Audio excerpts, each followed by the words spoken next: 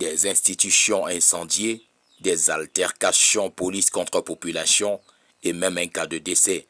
Le bilan néfaste de la crise post-électorale est déjà assez horripilant à moins d'une semaine après le vote. La plupart des langues qui se délient face à ces délits se limitent juste à faire le procès des mains malgracieuses qui cherchent à étouffer la quiétude d'un pays paisible. Pourtant, la gravité des casses et les causes qui les engendrent doivent être profondément examinées.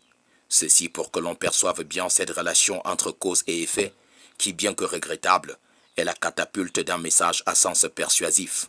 La barbarie qui illustre cette crise est certes un ensemble d'actes de mauvaise foi à condamner énergiquement, mais vouloir se limiter juste aux condamnations qui doivent meubler la circonstance serait en même temps une autre manière de peaufiner un coup dur qui pourra peser lourdement sur la nation tout entière. Difficilement, on parlera d'une simple et pure méchanceté, car seuls les écervelés peuvent enflammer le toit qui les abrite. Ces dégâts collatéraux des manifestations d'une mésentente font la lumière sur ce que peut cacher une élection mal peaufinée, possible, inattendu et signe précurseur de plusieurs autres irréparables qui pourront s'opposer aux irrégularités du vote et qui interpellent une catégorie d'acteurs du processus électoral, notamment ceux à la charge du traitement et de la publication des résultats.